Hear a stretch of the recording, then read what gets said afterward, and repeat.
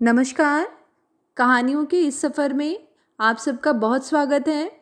आज हम सुनेंगे मुंशी प्रेमचंद जी की कहानी तकादा। कहानी शुरू करने से पहले मेरा आप सबसे विनम्र निवेदन है, यदि मेरे द्वारा सुनाई गई कहानियाँ आप सबको पसंद आती हों तो कृपया मेरे चैनल को सब्सक्राइब करें और अपने मित्रों में भी शेयर करें। तो चलिए सुनते हैं कहानी। सेठ चेतराम ने स्नान किया, शिवजी को जल चढ़ाया, 2 दाने मिर्च चबाए, 2 लोटे पानी पिया और सोटा लेकर तकादे पर चले। सेठ जी की उम्र कोई 50 की थी। सिर के बाल झड़ गए थे और खोपड़ी ऐसी साफ सुथरी निकल आई थी जैसे ऊसर खेत। आपकी आंखें थी तो छोटी लेकिन बिल्कुल गोल। चेहरे के नीचे पेट था और पेट के नीचे टांगे, मानो किसी पीपे में 2 मेखे गाड़ दिए गए हों। लेकिन यह खाली पीपा न था, इसमें सजीवता और कर्मशीलता कूट कूट कर भरी हुई थी। किसी बाकीदार असामी के सामने इस पीपे का उछलना कूदना और पैतरे बदलना देखकर किसी नट का चिगिया भी लज्जित हो जाता। ऐसी आंखें लाल पीली करते, ऐसे गरजते कि दर्शकों की भीड़ लग जाती थी। उन्हें कंजूस तो नहीं कहा जा सकता, क्योंकि जब वह दुकान पर होते तो हर एक भिखमंगे के सामने एक कौड़ी फेंक देते। हाँ, उस समय उनके माथे पर कुछ ऐसा बल पड़ जाता, आंखें कुछ ऐसी प्रचंड हो जाती, नाक कुछ ऐसी सिकुड़ जाती कि भिखारी फिर उनकी दुकान पर ना आता। लहने का बाप तकादा है, इस सिद्धांत के वे अनन्य भक्त थे। जलपान करने के बाद संध्या तक वह बराबर तकादा करते रहते थे। इसमें एक तो घर का भोजन बचता था, दूसरे असामियों के माथे दूध, पूरी, मिठाई आदि पदार्थ खाने को मिल जाते थे। एक वक्त का भोजन बच जाना कोई साधारण बात नहीं है। एक भोजन का एक आना भी रख लें तो केवल इसी मद में उन्होंने अपने 30 वर्षों के महाजनी जीवन में कोई 800 रुपये बचा लिए थे। फिर लौटते समय दूसरी बेला के लिए भी दूध, दही, तेल, तरकारी, उपले, ईंधन मिल जाते थे। बहुधा संध्या का भोजन भी न करना पड़ता था, इसीलिए तकादे से न चूकते थे। आसमान फटा पड़ता हो, आग बरस रही हो, आंधी आती हो, पर सेठ जी प्रकृति के अटल नियम की भांति तकादे पर जरूर निकल जाते। सेठानी ने पूछा, भोजन? सेठ जी ने गरज कर कहा, नहीं। सांझ का? आने पर देखी जाएगी। सेठ जी के एक किसान पर 5 रुपए आते थे। 6 महीने से दुष्ट ने सूद ब्याज कुछ न दिया था और ना कभी कोई सौगात लेकर हाजिर हुआ था। उसका घर 3 कोस से कम न था, इसीलिए सेठ जी टालते आते थे। आज उन्होंने उसी गांव चलने का निश्चय कर लिया। आज बिना दुष्ट से रुपए लिए न मानूंगा, चाहे कितना ही रोएगी कि आए। मगर इतनी लंबी यात्रा पैदल करना निंदास्पद था।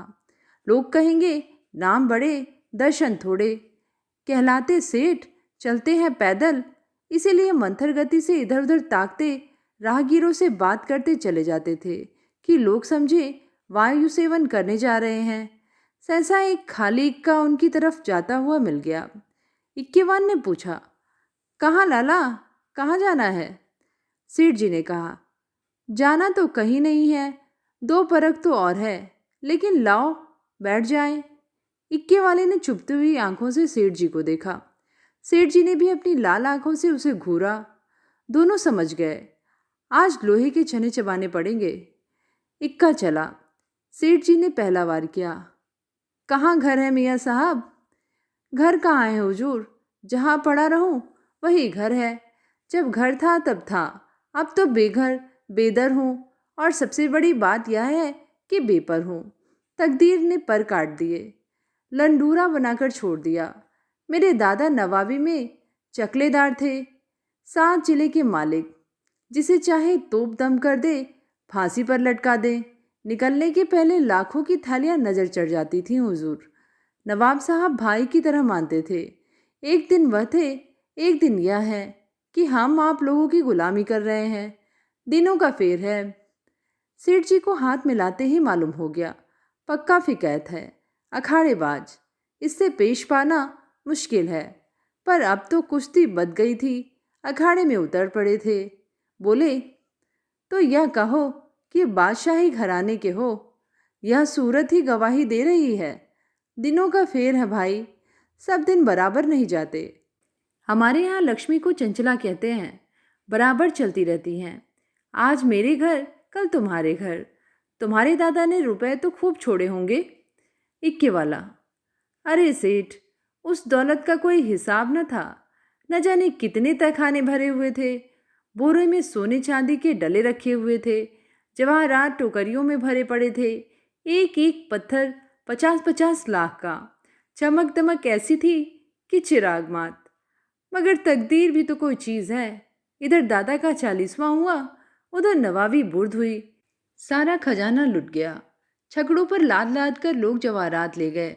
फिर भी घर में इतना बच रहा था कि अब्बाजान ने जिंदगी भर ऐश किया। ऐसा ऐश किया कि क्या कोई भगवा करेगा। 16 कहारों के सुखपाल पर निकलते थे। आगे पीछे चौबदार दौड़ते रहते थे।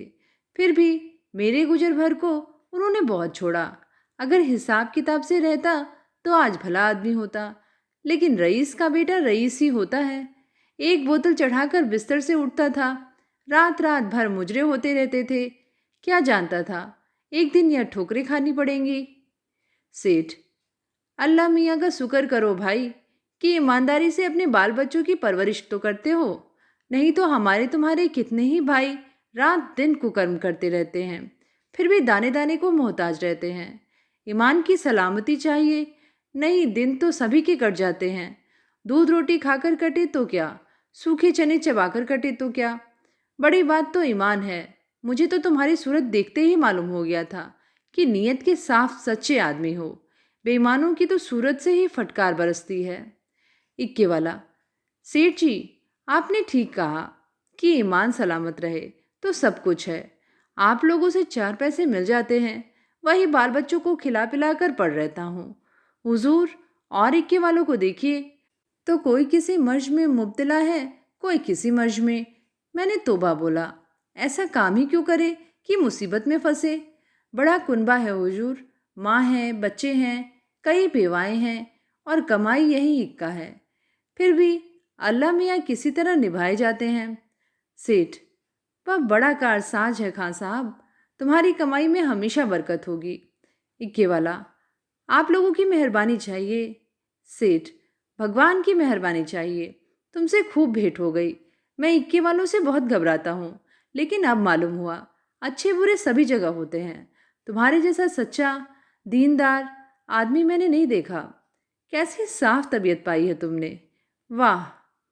सेठ जी की ये लच्छेदार बातें सुनकर इक्के वाला समझ गया कि यह महाशय परले सिरे के बैठकबाज हैं। यह सिर्फ मेरी तारीफ करके मुझे चकमा दिया चाहते हैं। अब और किसी पहलू से अपना मतलब निकालना चाहते हैं। इनकी दया से तो कुछ ले मरना मुश्किल है। शायद इनसे भय से कुछ ले मरूं। बोला, मगर लाला, यह ना समझिए कि मैं जितना सीधा और नेक नजर आता हूँ उतना सीधा और नेक हूँ भी। नेकों के साथ नेक हूँ, लेकिन बुरों के साथ पक्का बदमाश हूँ। यूं कहिए आपकी जूतियाँ सीधी कर दूँ, लेकिन किराए के मामले में किसी के साथ रियायत नहीं करता। रियायत करूँ तो खाऊं क्या। सेठ जी ने समझा था इक्के वाले को हत्थे पर चढ़ा लिया। अब यात्रा निर्विघ्न और निःशुल्क समाप्त हो जाएगी। लेकिन यह आलाप सुना तो कान खड़े हुए। बोले, भाई, रुपए पैसे के मामले में मैं भी किसी से रियायत नहीं करता, लेकिन कभी कभी जब यार दोस्तों का मामला आ पड़ता है तो झक मार कर दबना ही पड़ता है। तुम्हें भी कभी कभी बल खाना ही पड़ता होगा। दोस्तों से बेमुरवती तो नहीं की जाती। इक्के वाले ने रूखेपन से कहा, मैं किसी के साथ मुरव्वत नहीं करता। मुरव्वत का सबक तो उस्ताद ने पढ़ाया ही नहीं। एक ही चंचूल हूँ। मजाल क्या कि कोई 1 पैसा दबा ले। घर वाली तक को तो मैं 1 पैसा देता नहीं, दूसरों की बात ही क्या है। और इक्के वाले अपने महाजन की खुशामद करते हैं, उसके दरवाजे पर खड़े रहते हैं। यहाँ महाजनों को भी धत्ता बताता हूँ। सब मेरे नाम को रोते हैं। रुपए लिए और साफ डकार गया। देखें अब कैसे वसूल करते हो बच्चा। नालिश करो, घर में क्या धरा है जो ले लोगे। सेठ जी को मानो जूड़ी चढ़ाई। समझ गए यह शैतान बिना पैसे लिए ना मानेगा। जानते कि यह विपत्ति गले पड़ेगी तो भूल कर भी इक्के पर पाँव न रखते। इतनी दूर पैदल चलने में कौन पैर टूटे जाते थे। अगर इस तरह रोज पैसे देने पड़े तो फिर लेन देन कर चुका। सेठ जी भक्त जीव थे।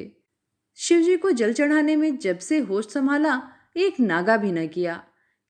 क्या भक्तवत्सल शंकर भगवान इस अवसर पर मेरी सहायता न करेंगे? इष्ट देव का सुमिरन करके बोले, खान साहब, और किसी के चाहे न दबो, पर पुलिस से तो दबना ही पड़ता होगा, वह तो किसी के सगे नहीं होते। इक्के वाले ने कहा, मारा कभी नहीं, उनसे उल्टे और कुछ न कुछ वसूल करता हूँ। जहाँ कोई शिकार मिला झट सस्ते भाड़े बैठाता हूँ और थाने पर पहुँचा देता हूँ।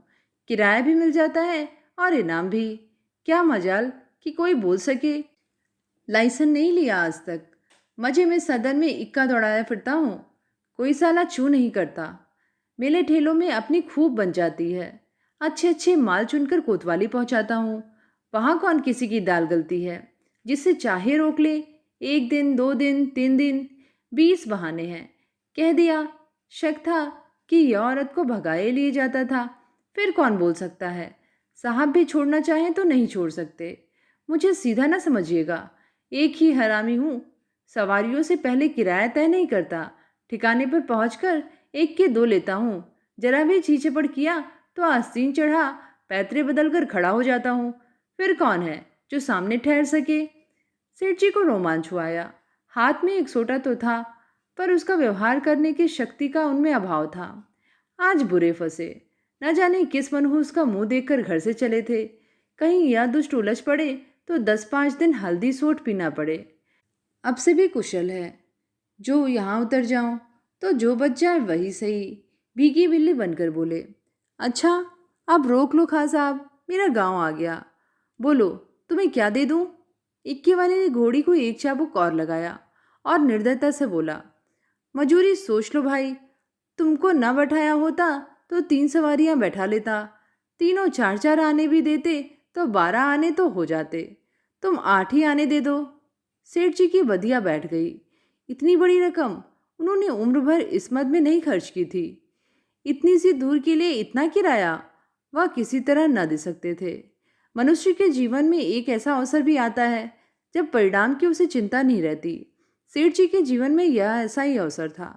अगर आने दो आने की बात होती तो खून का घूंट पीकर दे देते, लेकिन 8 आने के लिए जिसका द्विगुण एक कलदार होता है, अगर तू मैं ही नहीं, हाथापाई की भी नौबत आए तो वह करने को तैयार थे।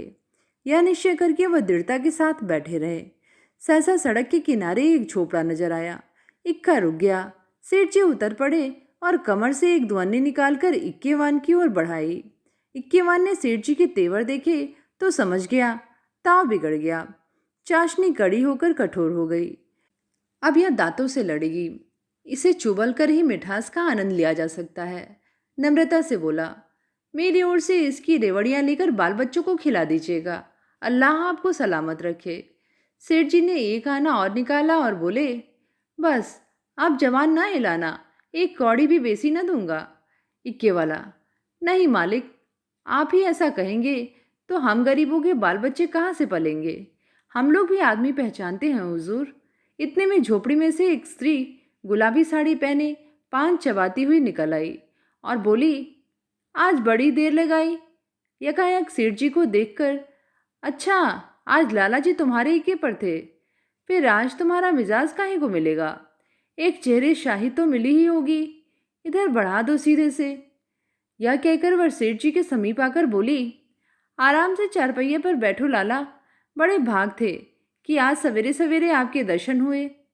उसके वस्त्र मंद मंद महक रहे थे। सेठ जी का दिमाग ताजा हो गया। उसकी ओर कनखियों से देखा। औरत चंचल, बाकी कलीटी, तेज तर्रार थी। सिठानी जी की मूर्ति आंखों के सामने आ गई। भद्दी, थलथल, पिलपिल, पैरों में बेवाई फटी हुई, कपड़ों में दुर्गंध उड़ती हुई। सेठ जी नाम मात्र को भी रसिक न थे, पर इस समय आंखों से हार गए। आंखों को उधर से हटाने की चेष्टा करके चारपाई पर बैठ गए। अभी कोस भर की मंजिल बाकी है, इसका ख्याल ही न रहा। स्त्री एक छोटी सी पंखियां उठा लाई और सेठ जी को झलने लगी। हाथ की प्रत्येक गति के साथ सुगंधा का एक झोंका आकर सेठ जी को उन्मत्त करने लगा। सेठ जी ने जीवन में ऐसा उल्लास कभी अनुभव न किया था। उन्हें प्रायः सभी घृणा की दृष्टि से देखते थे। चोला मस्त हो गया। उसके हाथ से पंखियां छीन लेनी चाहिए। तुम्हें कष्ट हो रहा है, लाओ मैं झल लूँ। यह कैसी बात है लाला जी, आप हमारे दरवाजे पर आए हैं, क्या इतनी खातिर भी न करने दीजिएगा। और हम किस लायक हैं, इधर कहीं दूर जाना है। अब तो बहुत देर हो गई, कहाँ जाइएगा। सेठ जी ने पापी आंखों को फेर कर और पापी मन को दबाकर कहा, यहाँ से थोड़ी दूर पर एक गांव है, वहीं जाना है, सांझ को इधर ही से लौटूंगा। सुंदरी ने प्रसन्न होकर कहा, तो फिर आज यहीं रहिएगा, सांझ को फिर कहाँ जाइएगा। एक दिन घर के बाहर की हवा भी खाइए, फिर न जाने कब मुलाकात होगी। इक्के वाले ने आकर सेठ जी के कान में कहा, पैसे निकालिए तो दाने चारे का इंतजाम करूं। सेठ जी ने चुपके से अठन्नी निकाल कर दे दी। इक्के वाले ने फिर पूछा, आपके लिए कुछ मिठाई लेता हूँ। यहाँ आपके लायक मिठाई तो क्या मिलेगी, हाँ मुंह मीठा हो जाएगा। सेठ जी बोले, मेरे लिए कोई ज़रूरत नहीं, हाँ बच्चों के लिए या 4 आने की मिठाई लिवाते आना। चवन्नी निकालकर सेठ जी ने उसके सामने ऐसे गर्व से फेंकी मानो इसकी उनके सामने कोई औकात नहीं। सुंदरी के मुंह का भाव तो देखना चाहते थे, पर डरते थे कहीं वह या ना समझ ले लाला चवन्नी क्या दे रहे हैं, मानो किसी को मोल ले रहे हैं। इक्के वाला चवन्नी उठाकर जा ही रहा था कि सुंदरी ने कहा, सेठ जी की चवन्नी लौटा दो। लपक कर उठा ली, शर्म नहीं आती, या मुझसे पैसा ले लो, 8 आने की ताजी मिठाई बनवा कर लाओ। उसने रुपए निकाल कर फेंका। सेठ जी मारे लाज के गड़ गए। एक इक्केवान की भटियारिन जिसकी टके की भी औकात नहीं, इतनी खातिरदारी करे कि उनके लिए पूरा रुपया निकाल कर दे दे, यह भला वह कैसे सह सकते थे। बोले, नहीं नहीं, क्या नहीं हो सकता, तुम अपना रुपया रख लो। रसिक आंखों को तृप्त करके, मैं रुपया दे देता हूँ, क्या लो 8 आने की ले लेना। इक्केवान तो उधर मिठाई और दाना चारे की फिक्र में चला। इधर सुंदरी ने सेठ से कहा, वह तो अभी देर में लाएगा, लाला तब तक पान तो खा लो। सेठ जी ने इधर उधर ताक कर कहा, यहाँ तो कोई तंबोली नहीं है। सुंदरी उनकी ओर कटाक्षपूर्ण नेत्रों से देखकर बोली, क्या मेरे लगाए पान तंबोली के पानों से भी खराब होंगे। सेठ जी ने लज्जित होकर कहा, नहीं नहीं, यह बात नहीं, तुम मुसलमान हो ना। सुंदरी ने विनोद में आग्रह से कहा, खुदा की कसम, इसी बात पर मैं तुम्हें पान खिलाकर छोड़ूंगी। यह कहकर उसने पानदान से एक बीड़ा निकाला और सेठ जी की तरफ चली। सेठ जी ने 1 मिनट तक तो हाँ हाँ किया, फिर दोनों हाथ बढ़ाकर उसे हटाने की चेष्टा की, फिर जोर से दोनों होठ बंद कर लिए। फिर जब सुंदरी किसी तरह न मानी तो सेठ जी अपना धर्म लेकर बेतहासा भागे। सोटा वही चारपाई पर रह गया। 20 कदम पर जाकर आप रुक गए और हाँफ कर बोले, देखो इस तरह किसी का धर्म नहीं लिया जाता, हम लोग तुम्हारा छुआ पानी भी पी लें तो धर्म भ्रष्ट हो जाए। सुंदरी ने फिर दौड़ाया। सेठ जी फिर भागे। इधर 50 वर्ष से उन्हें इस तरह भागने का अवसर न पड़ा था। धोती खिसक कर गिरने लगी, मगर इतना अवसर न पा सके कि धोती बांध ले। बेचारे धर्म को कंधों पर रखे दौड़े चले जा रहे थे। न मालूम कब कमर से रुपयों का बटुआ खिसक गया। जब तक 50 कदम पर फिर रुके और धोती ऊपर उठाई तो बटुआ नदारद। पीछे फिरकर देखा, सुंदरी हाथ में बटुआ लिए उन्हें दिखा रही थी और इशारे से बुला रही थी, मगर सेठ जी को धर्म रुपए से कहीं प्यारा था। 2-4 कदम चले, फिर रुक गए। यकायक धर्म बुद्धि ने डांट बताई, थोड़े रुपए के लिए धर्म छोड़ देते हो, रुपए बहुत मिलेंगे, धर्म कहाँ मिलेगा। यह सोचते हुए वह अपनी राह चले, जैसे कोई कुत्ता झगड़ालू कुत्तों के बीच से आहत दुम दबाए भागा जाता हो और बार बार पीछे फिरकर देख लेता हो कि कहीं वे दुष्ट आ तो नहीं रहे हैं।